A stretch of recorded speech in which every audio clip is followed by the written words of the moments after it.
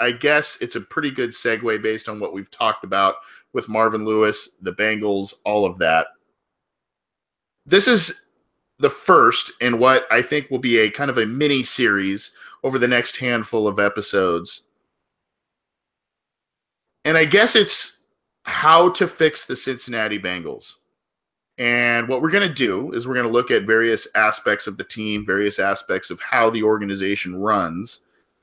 And we're going to kind of pick that apart and say, this needs to change starting this offseason in order for the Bengals to be competitive and or playoff bound and beyond once again.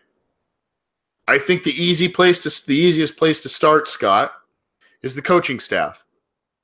And the idea I had was that, a lot of people are saying get rid of Marvin. Well, I think some of the issues in terms of staleness in the locker room, staleness of messages, lack of development of young players, I think it falls beyond Marvin Lewis. So I'd like to hear your thoughts on what should happen with the coaching staff this year. In my opinion, there are 4 or 5 coaches I would like to see shown the door, demoted, maybe even more than that. Marvin Lewis, he's not going to be fired with 3 games left and 1 in the last year of his contract. He's, it's just not going to happen. I think he's just gone regardless. Okay. I have been disappointed in Paul Gunther. There are some pluses and minuses to what he brings to the Bengals, but I have been largely disappointed in what I've seen this year. The team can't tackle. They can rush the passer, which is awesome. They can't tackle. They're not good against the run, which has been a staple of theirs. They're okay against the pass. I think that Jim Haslett, the linebackers coach, has failed this team quite a bit. I think that Paul Alexander is a guy who needs to probably be finally shown the door. And I think the Bengals need to, I think Bill Lazor, God bless him for the situation he has been thrown into, but I think there is a number of issues on offense, and I think the Bengals need a more creative mind there. Now, obviously, a head coach could bring in those positions, with their new regime and whatnot. Marvin Lewis did it a couple of times with the Bengals in his 15 years, but those are the spots to me that really, really need to be addressed. What do you think? I would agree with all those, especially the one that I think is beyond question is Paul Alexander. I mean, going back all the way to the Evan Mathis, Nate Livings decision where when they played on the field, Evan Mathis looked 10 times better. They decided to cut him. They keep Livings. I think Mathis went on to the Eagles, maybe had an all-pro year that year or the next year. And, the guy who has continually failed to develop offensive linemen. I mean, Andre Whitworth was obviously great. He was rated as a first-round player, fell to the second round. They grabbed him. He obviously had a very good career. Outside of that, Zeitler and Steinbach were both first-round picks as guards. They were like the first or second guard taken that year. They both did well. Then they made no effort to re-sign them. Andre Smith was a top 10 pick, and he was like number 6 overall. He was a solid player. But, pretty much outside of that in his tenure, they really haven't done a whole lot. They've neglected the guard and center positions outside of the 2 first-round picks. They put no emphasis on drafting those guys, and when they do draft them, they don't develop them. You look at Bodine, you look at Guychek, you look at all the different people they've had in that position ever since Kyle Cook and Richie Bram have been gone. And the guys they draft, once you get past that first round with those high picks, the guys that are just good because they're good. Anyone you have to develop and turn into a player.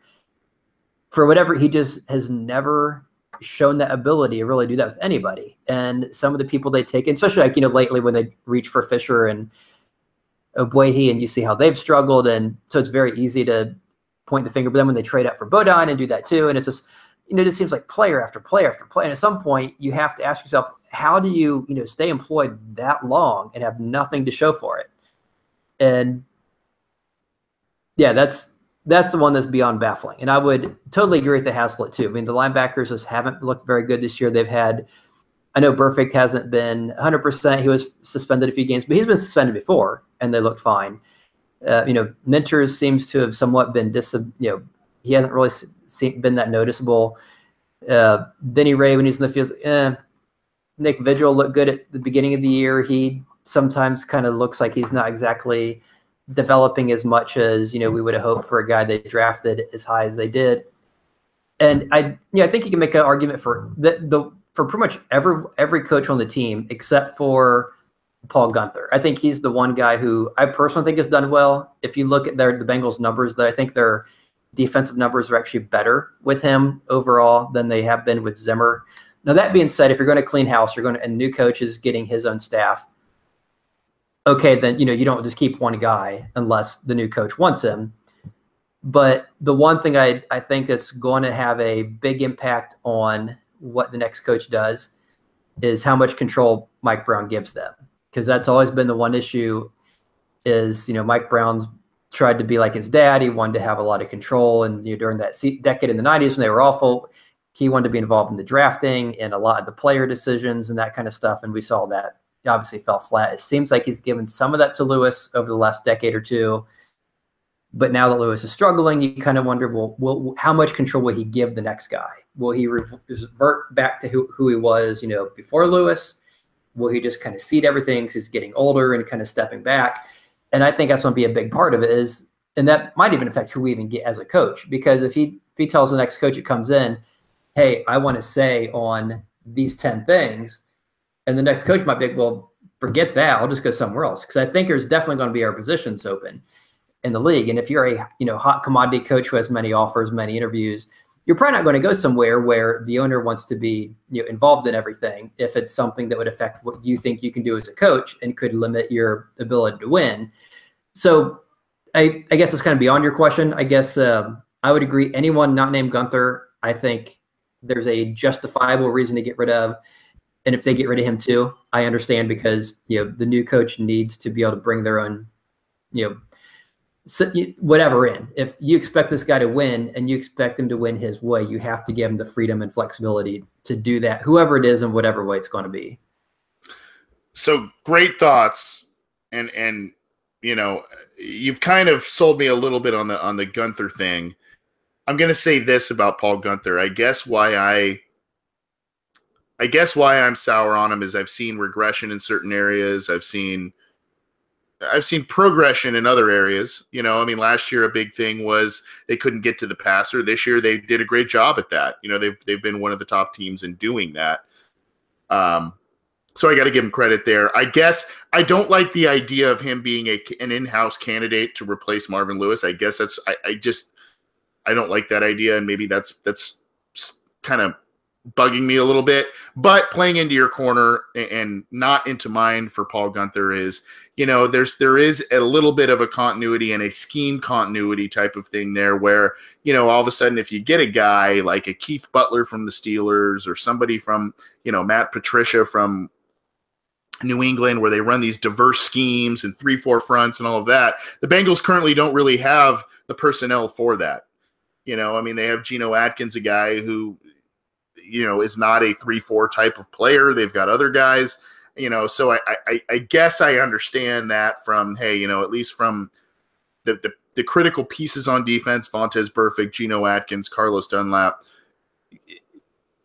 Paul Gunther sticking around as defensive coordinator makes sense, but I think there needs to be a purging of a lot of different coaches. And I want to play to a point that you mentioned, and as well as from K Rhodes in our YouTube chat.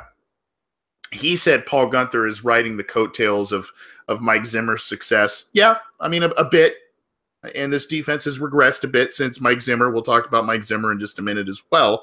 But yes, but I think that's the problem with a lot of these guys on this coaching staff. I think they're going back, and I really, really look at the Paul Alexander point you made, Scott. You look back in 2004, 2005, and parts of 2006, Paul Alexander had it easy, man. He had Levi Jones, a first-round pick, a top 10 pick, I believe, when the Bengals drafted him, who ended up being a Pro Bowl alternate. He had Eric Steinbach, another guy who's a Pro Bowl alternate, a second-round pick, borderline first-round pick, because he was the first pick of the second round in 2003. He had Rich Bram, a guy who was a veteran center and was the best center the Bengals had and have had in quite some time. The Bengals brought in Bobby Williams in 2004 in free agency, a former second-round pick and a guy who was great for the team, and a borderline Hall of Fame player in Willie Anderson at right tackle. What did he have to do to coach these guys? He didn't have to do anything to develop them, to coach them. These are great. I mean, yeah, you can hone some skills and all of that, but these are guys that's why a guy like Rudy Johnson set franchise records on the ground. That's why Carson Palmer had so many fantastic seasons passing the football. For basically from 2003 through 2006, he had a phenomenal offensive line. Then you look at guys that he tried to develop. Stacey Andrews. Oh, boy. Nate Livings. Oh, boy. And then you got Jake Fisher. You got Cedric Ogbuehi. You've got the centers that you mentioned. And that goes back to Jonathan Lewis. That goes back to Gajacek. That goes back to all kinds of players. Now you look at guys, hey, we're really big on Trey Hopkins. And a lot of people liked what they saw from him in preseason. He's been a mess, okay? I mean, this is a guy that is not – and if you remember a while ago, I know a college football coach who says that Paul Alexander is one of the preeminent offensive line coaches and minds in the eyes of coaches nationally. Great, wonderful. But you know what? He's not getting the job done, and this offensive line has been atrocious. And I think, to your point, Scott, to K. Rhodes' point in the chat, the YouTube chat, these are coaches that are riding previous success. Mike Brown believes that these guys can rekindle that again, and they aren't doing it. Right? Yeah, I think if someone's saying Paul Alexander is a great coach, I think there must be a second Paul Alexander. Kind of like how there's two Steve Smith wide receivers. There was the guy for the Giants and the guy for the Ravens, who was with Carolina. So yeah, there must be a second one somewhere. And I think we just assumed he meant the Bengals one, and clearly he means some guy at Montana State or I don't know, somewhere. And I'm sure he's on Wikipedia that's the guy he meant. But yeah, to your point, someone like Rudy Johnson, who was not exactly a great running back. He wasn't fast. He wasn't elusive. He was kind of powerful, and you had the big line where you had those big holes, and all you do is run right through it, and you'd get 5 yards before contact. It's kind of hard not to, as long as you're getting the ball as often as he was, not to get 1,200-1,400 yards, because he was just running untouched. And you have to wonder, you put Corey Dillon or Joe Mixon or someone behind that line. Instead, they get the lines that are just, total garbage. And the funny thing is, you look at the offensive line this year, and my last point before we move on. The two best players, I'd argue, on the line this year, the one you mentioned, the Trey Hopkins, which he's obviously, as you mentioned, struggled, but I think he's been one of the better ones, him and Clint Bowling. And I think Bodine's obviously had his issues since day one. Jake Fisher was awful. He got, Ogbuehi he's not been as awful. But the funny thing is, who are the guys that Paul Alexander has spent more emphasis, focus on drafting, bringing in? It was Ogbuehi, Fisher, and Bodine. Yep. Who are the positions that he kind of neglects, ignores, the Bengals don't really care about, don't really focus on? Bowling and Hopkins. It's almost like they kind of lucked into the two good players, and the ones that they actually tried to get for the line, they actually put some thought and emphasis in doing, are the ones they screwed up. Yep. And I just to kind of reemphasize, and again, I know we kind of were laughing and making fun of Paul Alexander. I don't want to say he's a poor coach, because obviously he wouldn't have been employed in the NFL for as long as he has. And quite honestly, I respect the coach's opinion that I talked to, that coaches nationally come to a symposium that Paul Alexander puts on, speaking about coaching and all kinds of stuff. So obviously he's well respected. However, I do believe he is a guy that is resting on past laurels, and not only just that incredible offensive line the Bengals had at the beginning of the Marvin Lewis era, but in this second rebuild, you had Andrew Whitworth, you had Clint Bowling. The center was kind of a mess, regardless of who that was, and you had Kevin Zeitler, you had Andre Smith.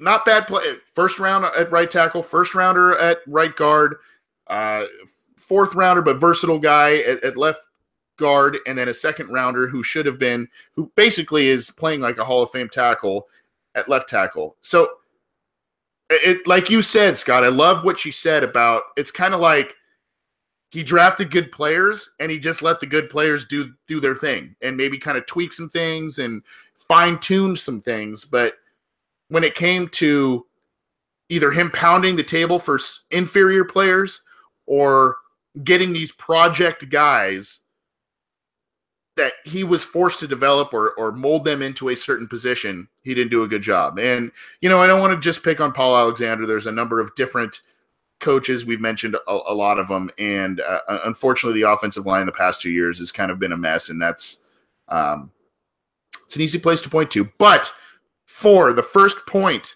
of how the Bengals can fix themselves in 2018, we're looking at a pretty big purging of the coaching staff, and I think that a lot of folks would agree with us at this point. What do you think? You can give us your thoughts. You can join us live every week in our YouTube chat and chat with other Bengals fans. There's already been a little bit of a heated debate I've noticed from a couple of different Bengals fans, which is kind of fun, but hey, take it easy a little bit. You can get in touch with us on Twitter at BengalsOBI. You can get in touch with us on email or via email, the obinsider@gmail.com. And of course, we are on cincyjungle.com. You can subscribe to our YouTube channel, our SoundCloud channel, and get us on iTunes. We appreciate the support that you've shown us, even though the Bengals have been struggling really since the inception of this program. Hopefully we're not a bad luck charm. Let's not even talk about that.